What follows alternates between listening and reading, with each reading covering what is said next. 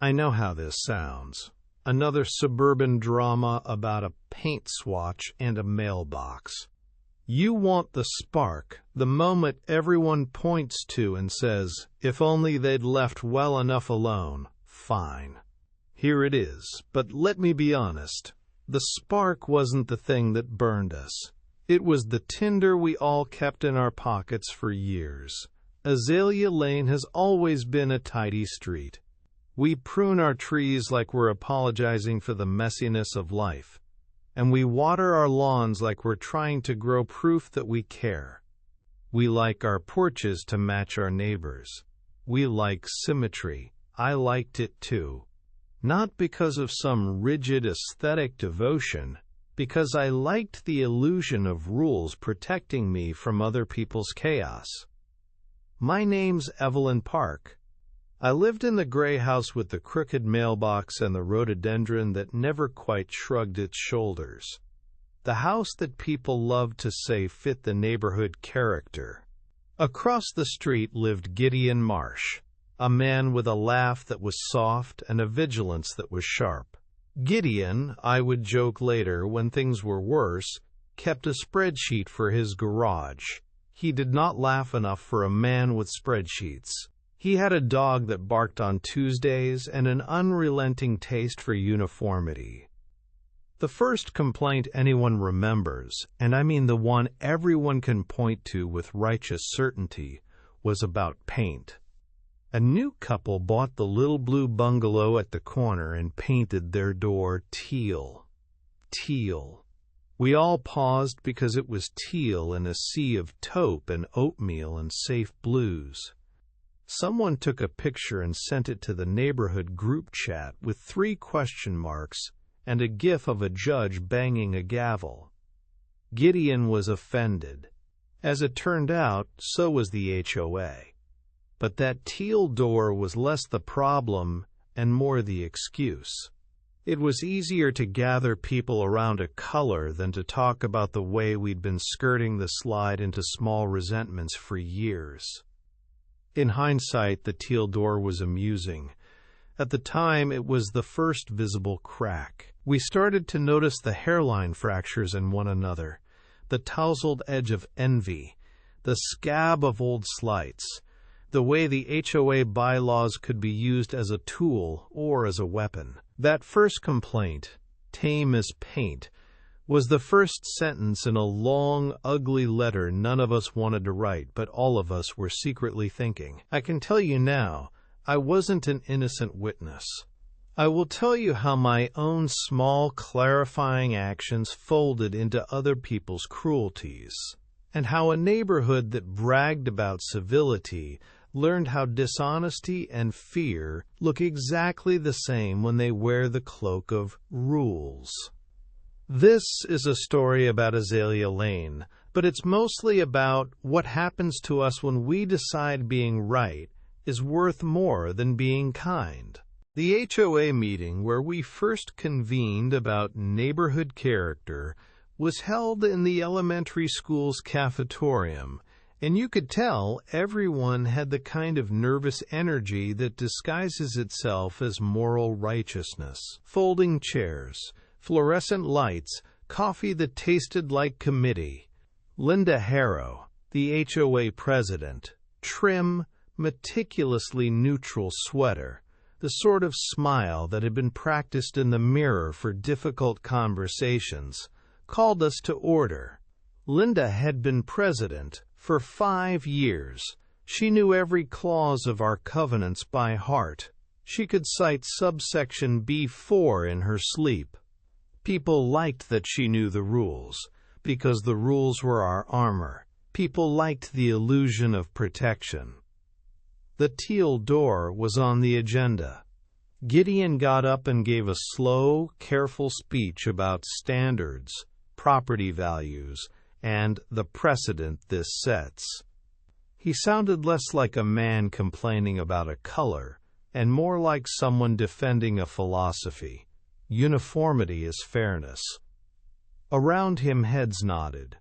There was a line about keeping our community cohesive, and someone coughed to punctuate how serious this was. I watched the couple with the teal door sit in the back, tiny, fidgeting with their child. I remember thinking we were theatrically cruel, but I cheered for the script anyway. It's easier to side with a rule than with a human. Then someone, I won't say who because at the time we all pretended not to know who wrote the note, read aloud a string of complaints that had been submitted the week prior. Hedges too tall, flags flown at irregular hours, barbecue smoke bothering children next door, solar path lights installed without approval. It was a laundry list that read like a catalog of nitpicks, each item sensible on its own, petty in aggregate. We were the kind of neighborhood that cataloged other people's lives and called it governance. After the meeting, people stood in the parking lot checking their phones and making small talk about nothing, the weather, the PTA bake sale, as if the meeting had been a perfunctory ritual. No one wanted to admit that the list of complaints felt like bones being picked clean. Gideon and I exchanged looks that were more complicated than neighbors' bemused civility. He said, "It's necessary." I said, "Is it?" And we both knew we were asking different things. Necessary for who? Necessary to keep out difference?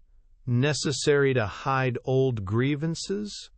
The coffee went cold in my paper cup, and the teal door festered not because of its hue, but because it gave people permission to voice a collection of gripes they'd kept small for so long. After that meeting, things got practical. The HOA sent letters with formal language, "Dear resident," the kind that feels polite until you realize it's giving you a deadline, asking the teal door couple to submit a paint variance application. The couple, Mara and Jonah, were apologetic and bewildered. They filled out the form, included a sample chip, and went door to door collecting signatures, like they were politeness evangelists. Some people signed because they genuinely liked teal. Others signed because they wanted to be seen doing the decent thing. A few refused. That's how you spot the fissures. The ones who sign because they're scared, the ones who refuse for principle, and the ones who refuse because they relish being contrary. A week later, someone slipped a passive-aggressive note under our door about my hydrangeas, too messy, not seasonally appropriate, and my initial feeling was irritation, then curiosity.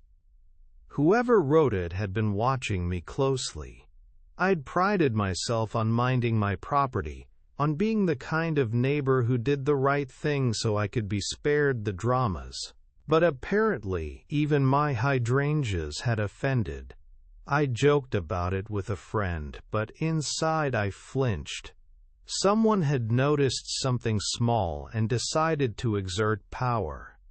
I told myself we'd all be fine, that a neighborhood was a place of small corrections. But the feel of the note, typed, anonymous, and judgmental, stayed with me. What's strange is not that complaints continued, it's that they mutated.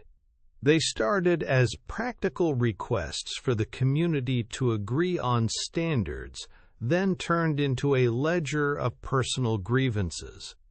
A woman named Fran complained about music that vibrated her wine glasses.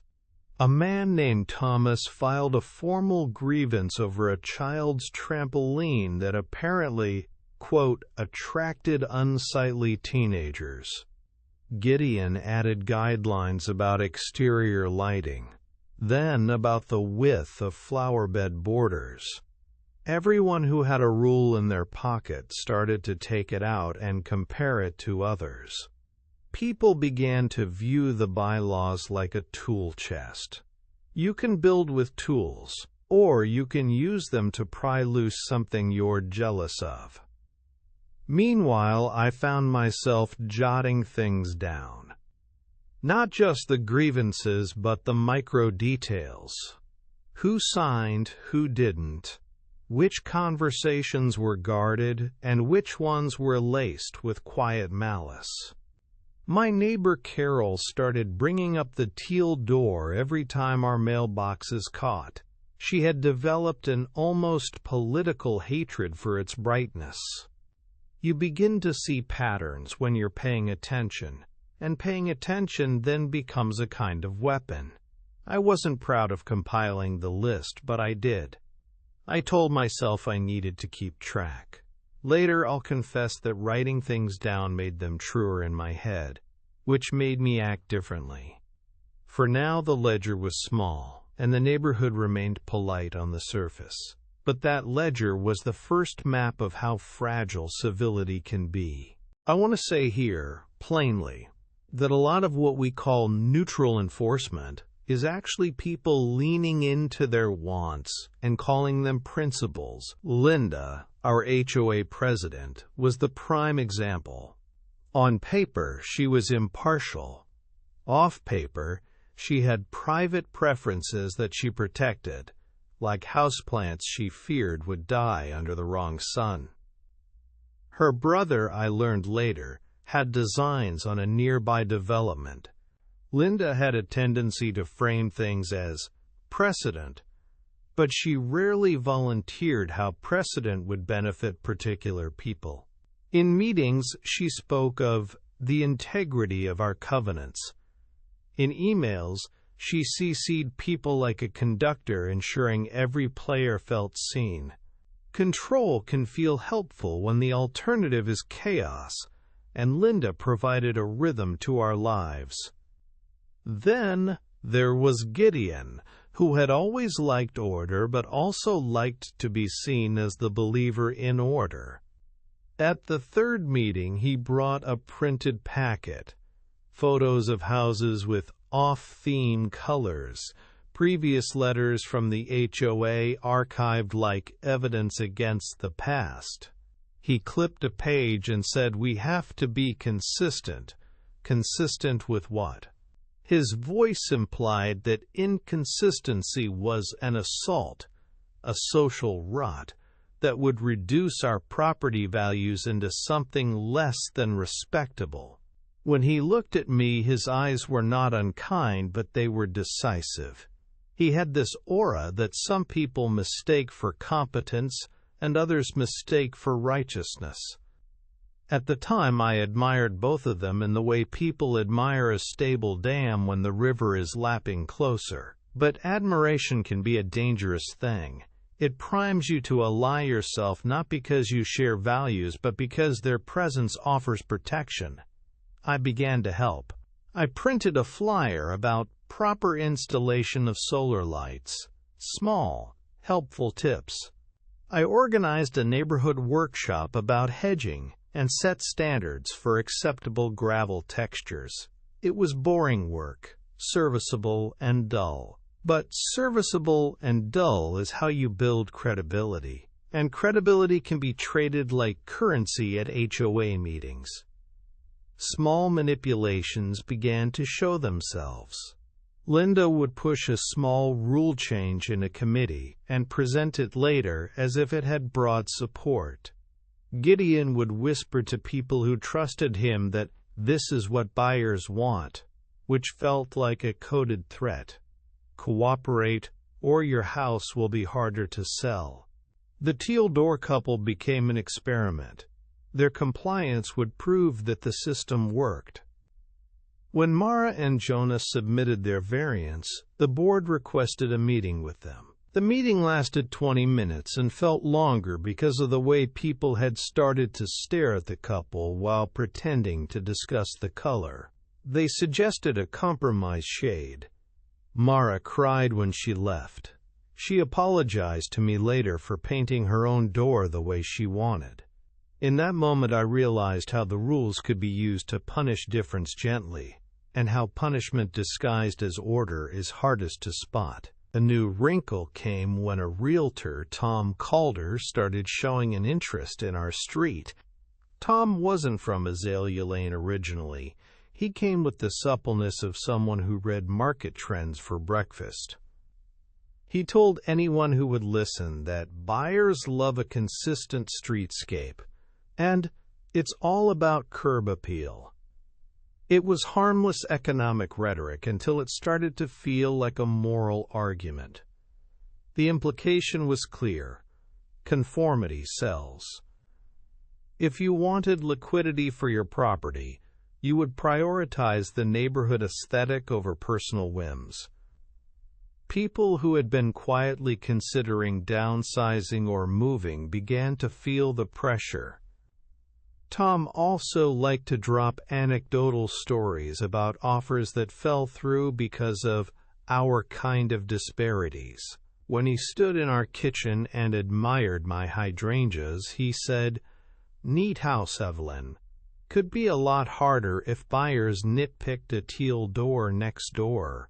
He smiled like a man revealing a secret that benefited him. Our property values became a bargaining chip, and suddenly the protections Linda and Gideon enforced looked less like community standards and more like market hygiene. For some, that felt pragmatic. For others, the thought that someone could profit from our conformity tasted sour. Around this time, someone messed with my sprinkler timer. Not a grand act, nothing cinematic. The timer was reset to water at 3 a.m., drenching my front bed when I was asleep. I thought of vandalism, of teenagers, of a faulty circuit. I chalked it up to bad luck.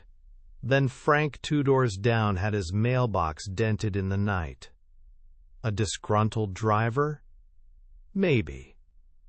A sign that someone was starting to act out? Also maybe. Small acts of sabotage are like small coughs. They can mean nothing, or they can be the first symptom of something contagious. I tried to walk a line, helpful, reasonable, invested in the street but not zealously so.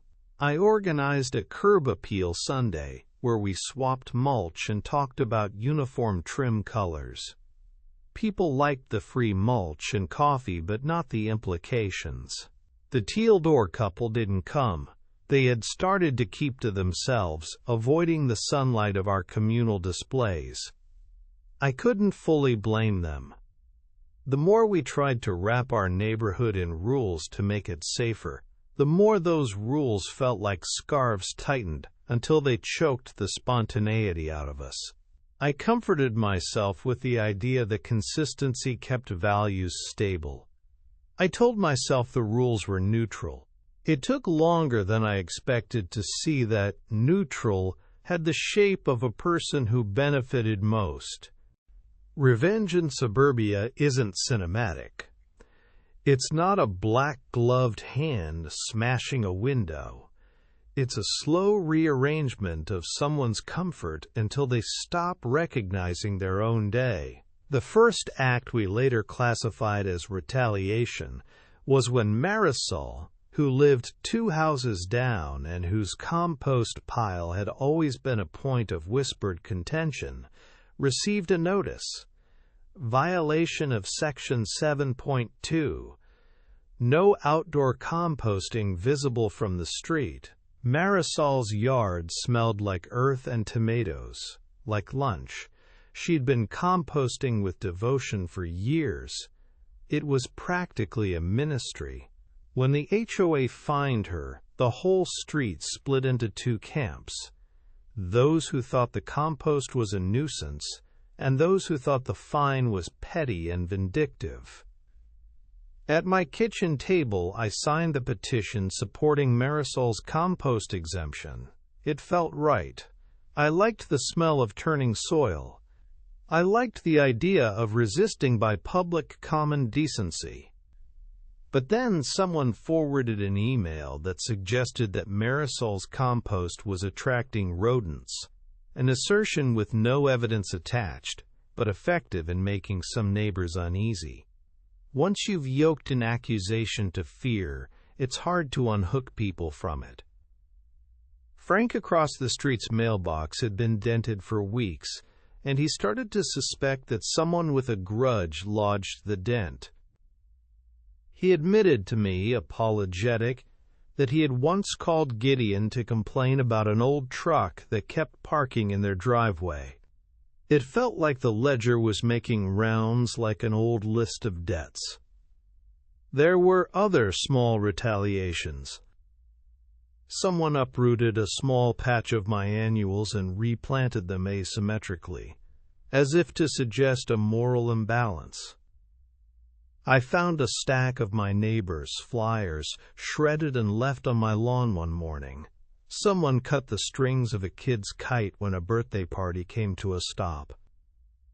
None of these acts were illegal in the cinematic sense, but they were cruel, small, intimate, and scalable. Each little injury forced people to react in ways that satisfied immediate outrage, but later cost them years of trust. What made me culpable was that I began to keep a mental file of who had been hurt and who might be responsible. I am ashamed to confess this. I did not always check my facts before assuming motive. There is a magic that happens when you are given a list of grievances and a name attached to each. Your moral muscles flex. You tell yourself you are being vigilant for the good of the whole. But the truth is that vigilance can harden into a desire to be seen as right. I started to volunteer at meetings more often, drafting polite but pointed letters about the need for enforcement. I told myself it was for fairness. Inside, I wanted credit. I wanted to feel necessary. That need would later cost me and the people I loved. The next HOA meeting was a combustible simmer.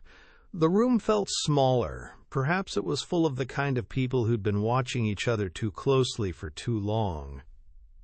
Linda arrived with an agenda that had more line items than usual, and she opened with a pronouncement about the health of our community. People who had grown comfortable at the center of rules started to speak with the cadence of preachers. An elderly man named Arthur stood up and read a letter calling for stricter enforcement of exterior lighting. He spoke as if darkness itself had become moral. Gideon presented a consistency plan that included mandatory neighboring consultations for any exterior change larger than a mailbox. The plan was framed in economic stability and precedent. It read like a cord tightening around everyone's creative impulses. Someone asked about transparency. Who decides what's consistent? Someone in the back demanded. Linda replied with a smile, "That's the board's job." There was clapping. The applause felt like a bench being pulled out from under the community.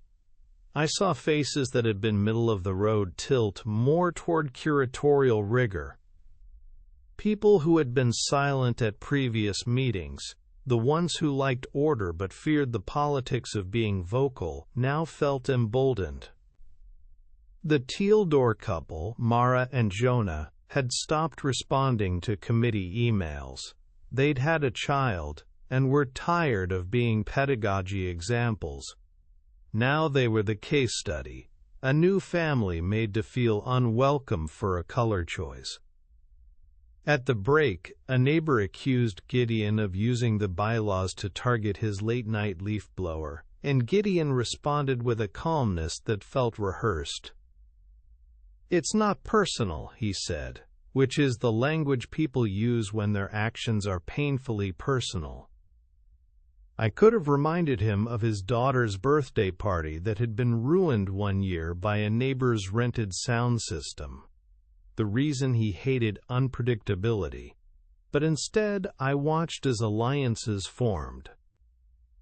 Linda and Gideon had gravitated toward each other like two people at a chessboard, anticipating moves, securing influence. Something I won't forget.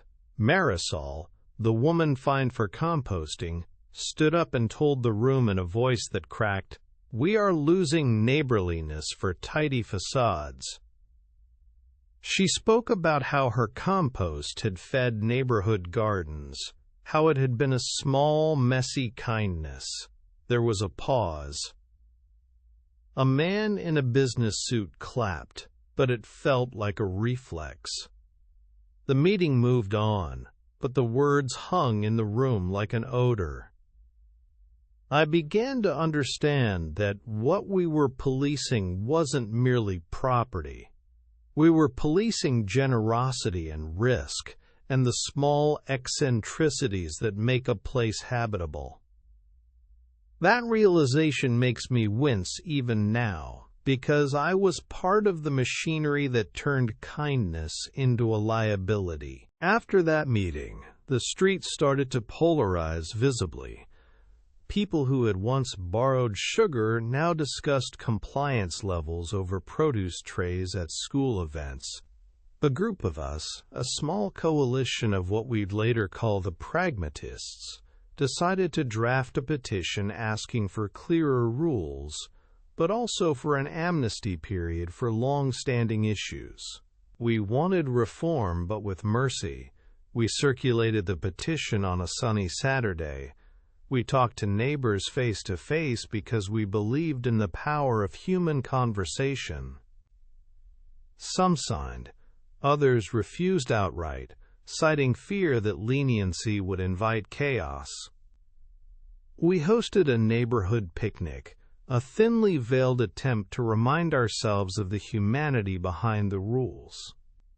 There were paper plates, a kid's bubble machine, and an old guitar that no one played as well as they imagined.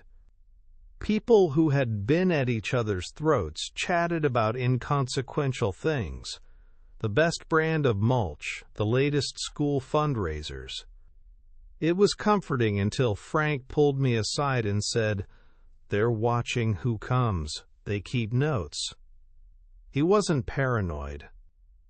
An anonymous spreadsheet had started circulating among certain board-friendly folks, cataloging attendance at various events, and noting, quote, "compliant" or "activist" next to names. The idea that we had started to measure neighborliness as a metric was sickening. On the picnic's second day, someone replaced the streamers at my house with a hand-painted sign that read, "Keep Azalea Tidy." It was meant to look cheerful, but landed like a rebuke. Someone else, anonymous, as most acts were now, left a stack of photocopied bylaws on Mara's doorstep. They felt like curated evidence, rhetorical bricks. People felt watched in a way they hadn't before. The game had changed from governance to surveillance. We had moved from rules to dossiers. My friend Clara, who had always been unnervingly optimistic about community projects, confessed at the picnic that she had begun to lock her doors at night, even though we'd never had that problem before. Fear is contagious in committees. Once someone externalizes anxiety, it infiltrates otherwise rational minds. I remember thinking that the picnic had been a failure because instead of mending the rifts, it had only provided new material for gossip. Yet, amid the petty triumphs, there were small surprising alliances forming, people who historically hated each other's hedges pairing up to defend a mutual friend. Those alliances were fragile but real. They became the neighborhood's only hope at that point, friends who would put a human first. I walked over to Gideon's house one evening because I needed something other than public posturing. We weren't close, but proximity plus shared property sensibilities make people confidants eventually. His porch light was on, and his dog greeted me with a "that I'm pleased but cautious" wag. We sat with mugs of tea that tasted like compromise. I wanted to ask him bluntly whether he'd filed anonymous complaints about anyone. "If you have to ask," he said, then sighed and told me something I hadn't expected. He was afraid. Not of the teal door or the sandbox children's trampoline. He told me about a break-in at his sister's old house years ago, how it had left his family with a sense of vulnerability that bent everything else. "I thought if we could legislate the perimeter of our lives," he said, "we could keep surprise out." He seemed almost embarrassed to admit that it had gotten personal. I thought of all the times I'd nodded along to him in meetings and suddenly understood his investment, not as righteousness but as a kind of defense mechanism. He also told me he had been listening to conversations late at night, walking the street to check on houses when people were away. He said it like someone who had been too proud to stop. He'd been enforcing rules because he equated enforcement with care. You can see how care morphs into control if you're not careful. I found myself sympathizing with him, which made me angrier at myself for having judged him harshly in the boardroom. Sympathy didn't erase the harm he'd done, but it complicated the villain narrative I'd started to tell.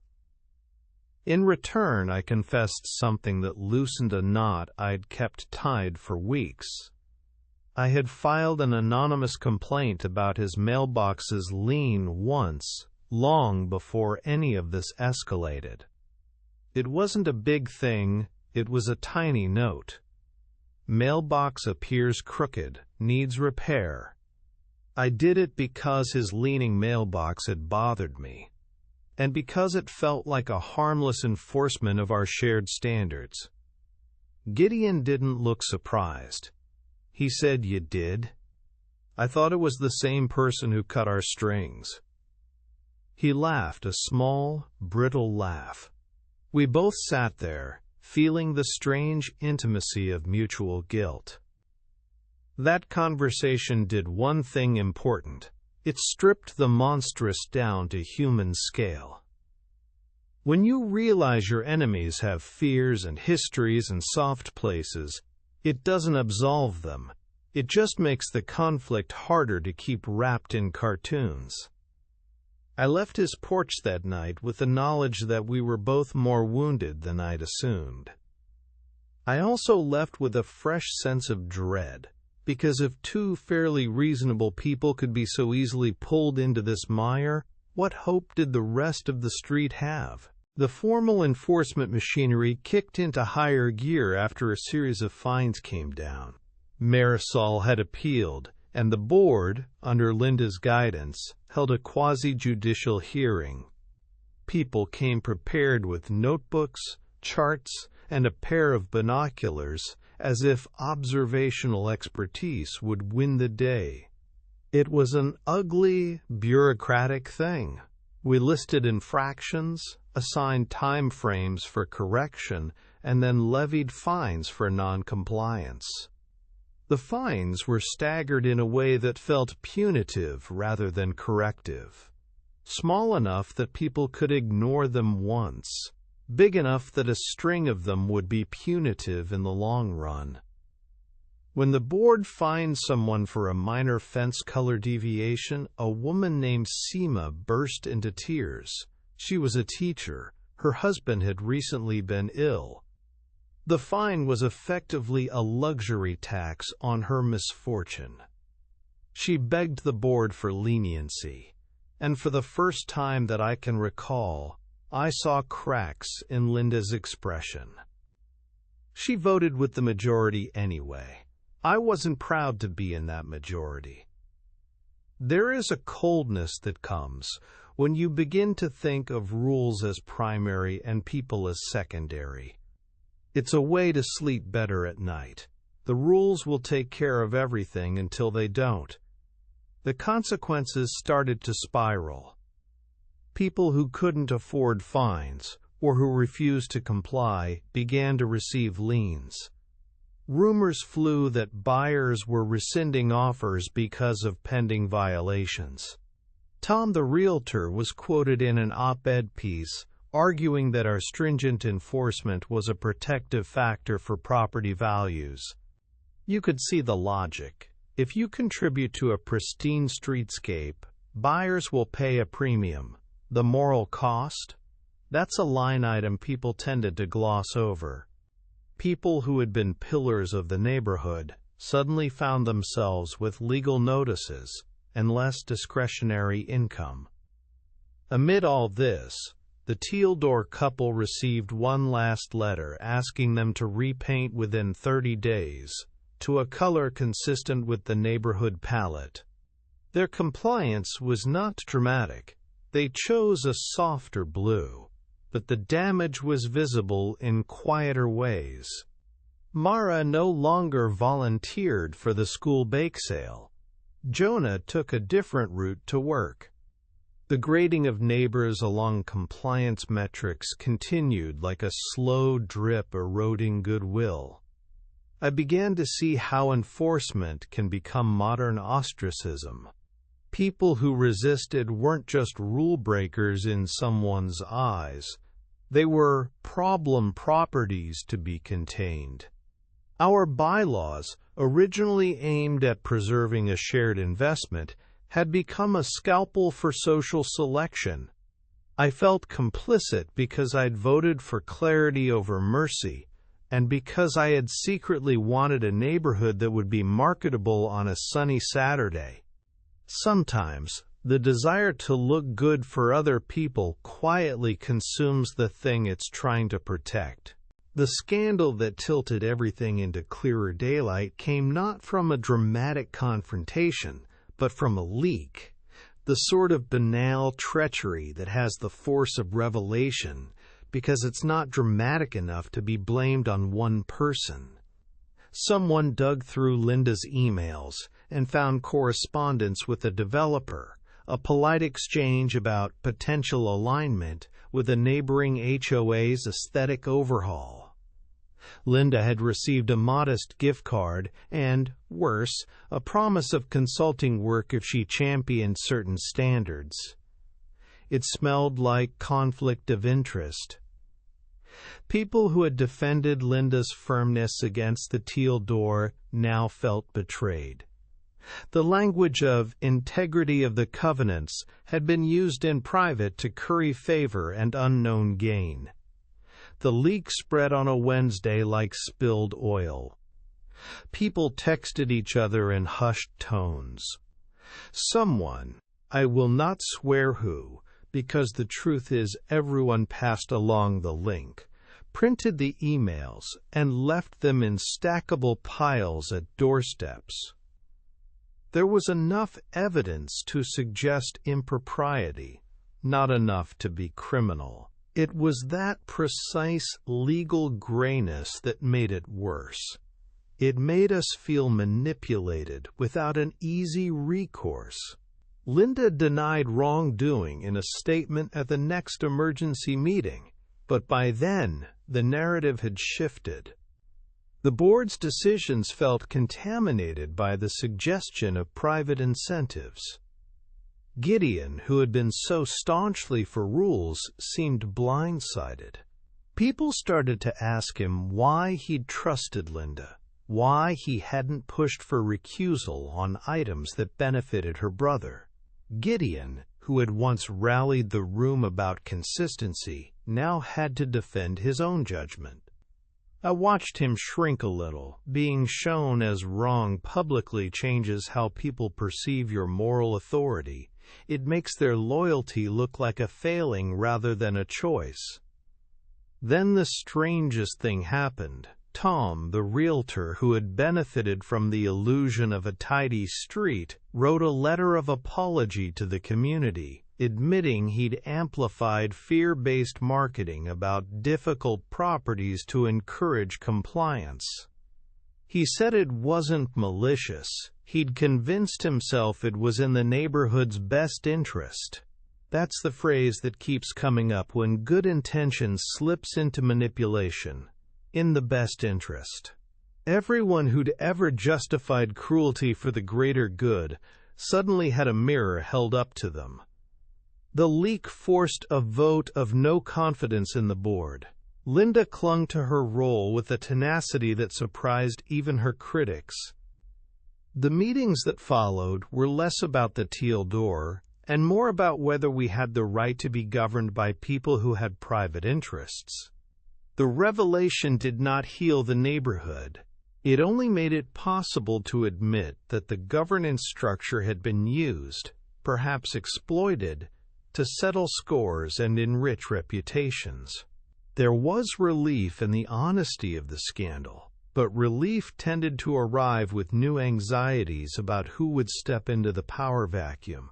Everything came to a head when I finally admitted my own small betrayals in public. I did not plan a confession.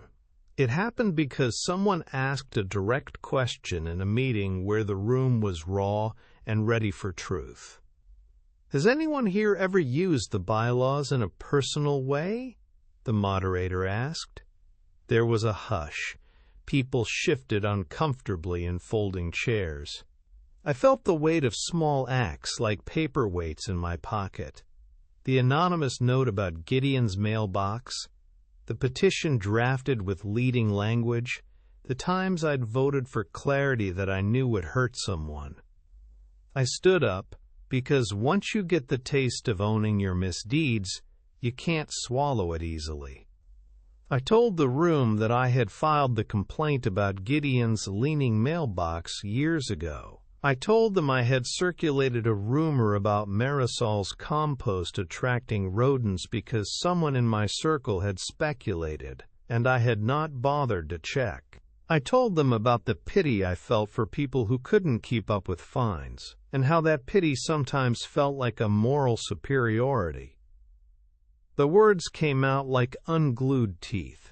I expected anger or a quick, performative forgiveness. Instead, there was silence heavy enough to hear the air conditioning hum. Gideon looked at me when I finished.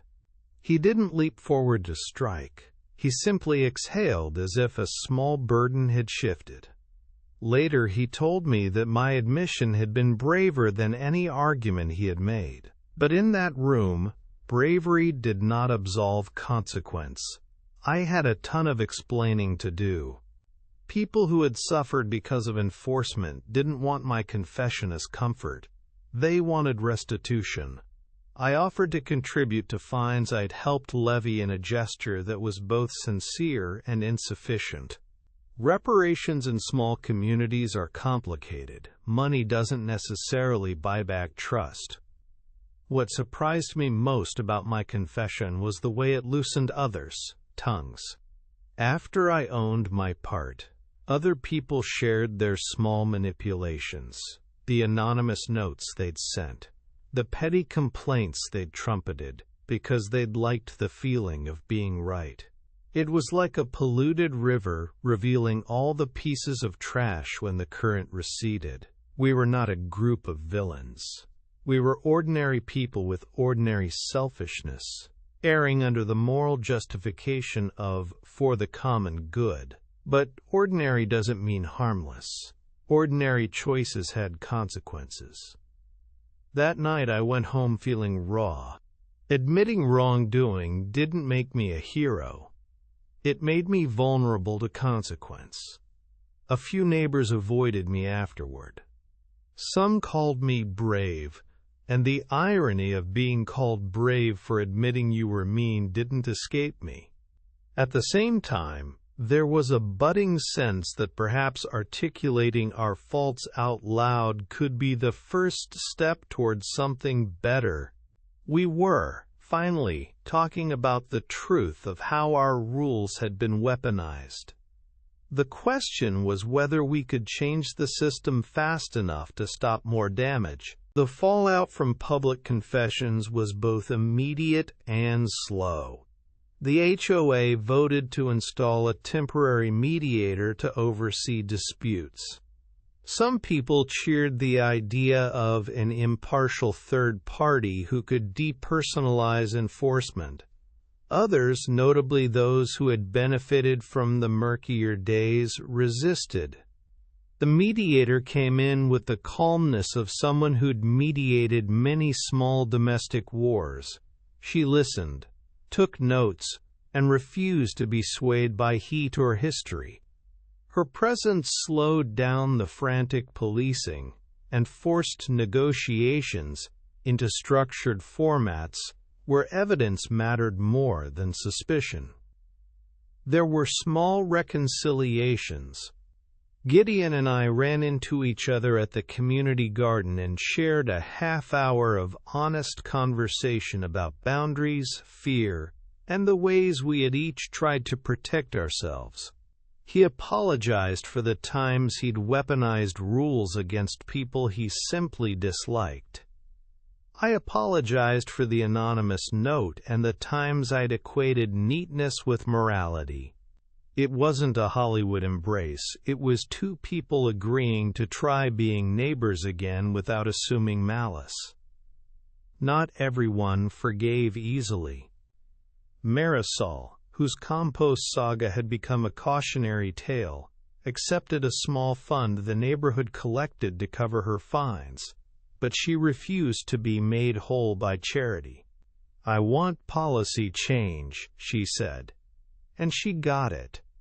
The board voted to create clearer exceptions for long-standing uses like composting, with a process for community review rather than automatic fines.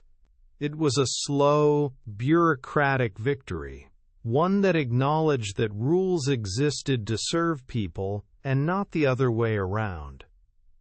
I felt lighter in some ways and heavier in others. There was a cost. Some relationships didn't recover. People who'd been relentless about enforcement retreated into smaller social circles, perhaps because the moral certainty that had validated their actions was gone. The neighborhood's social calendar changed. There were fewer dinners and more structured events designed to reestablish trust. Trust is not rebuilt with bylaws alone. It requires risk. People had to risk being generous again without the immediate fear of punitive backlash. In the months after, Azalea Lane looked orderly on the surface but had a quieter, more careful rhythm underneath. We had created policies that aimed for fairness, introduced transparency rules for board members, and instituted a requirement for recusal if conflicts of interest were present. Linda eventually stepped down, and a more diverse board took shape. Practical things improved. Fewer anonymous notes, a slower pace to enforcement, and a small revival in neighborhood goodwill. Yet there was a residue of suspicion that made some chats feel like interrogations. The cost of the drama we had lived through was not in the paperwork. It was in the slow wear of neighborly goodwill. The final big HOA hearing, the one that felt like a trial for our community, happened on a blustery evening. People turned out in numbers, as if attendance could legislate morality. The new board had prepared a set of reforms, clearer conflict of interest policies, an independent complaint intake process, gradated fines with amnesty provisions, and a mediation requirement before any fine could be levied. It read like a compromise between mercy and maintenance. We debated each provision with the seriousness of people trying to stitch a torn quilt.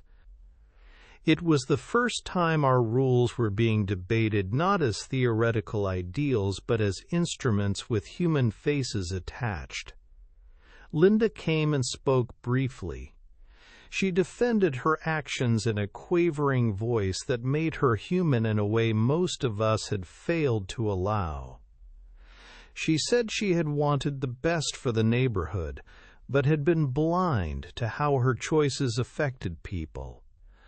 The room's reception was mixed. Some offered sympathy, others could not forgive. Watching her speak felt like watching the fall of someone you once assumed infallible. It was messy and necessary. The vote went through with a comfortable majority. We instituted transparency measures, required recusal language to be explicit, and created a neighborhood fund to assist those financially burdened by fines. It was enough to make some people sigh in relief, but not enough to undo the late-night emails, the lost friendships, or the petty shames.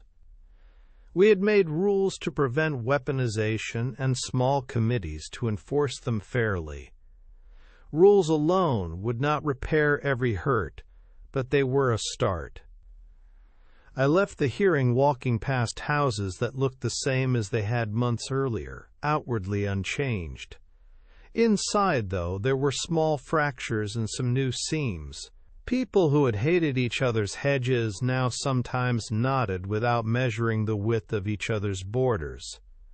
The teal door was a calmer blue. Marisol's compost bin hummed brighter in the backyard.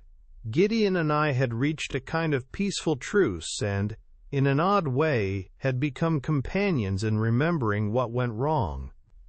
I think that's what haunted us most, the realization that small acts of cruelty are often sourced in ordinary fear.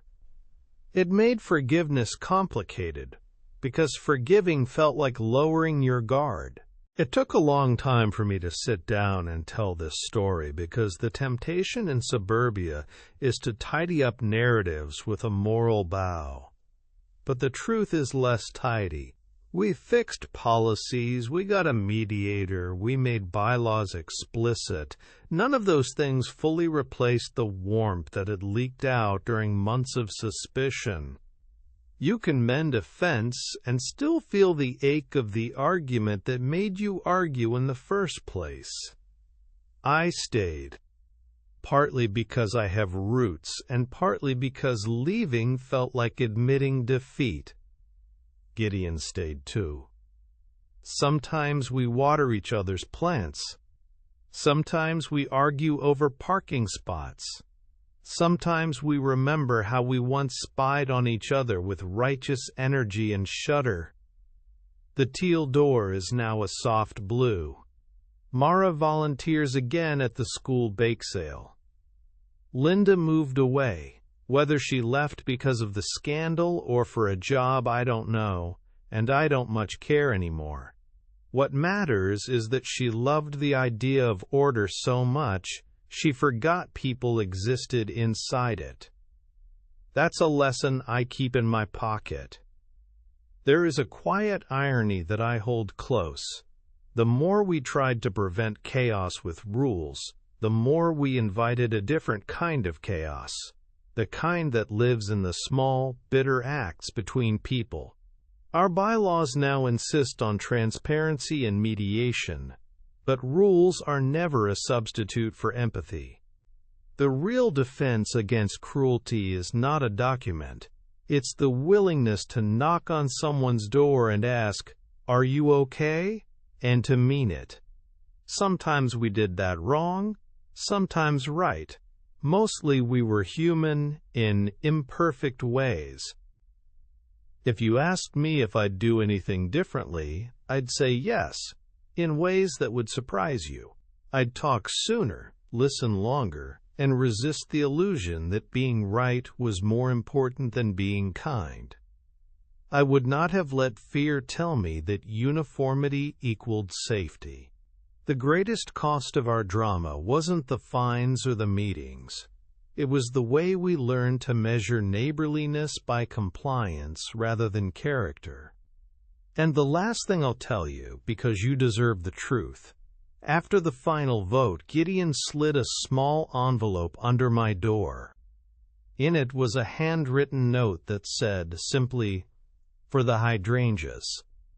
Inside was a gift card to the garden center. No apology speech, no fanfare. Just a small act that said, "I saw you. I remember how we used to be." It wasn't enough to erase anything, but it was enough to remind me that the work of being neighbors is ongoing, messy, and occasionally redeemed by a single, quiet kindness.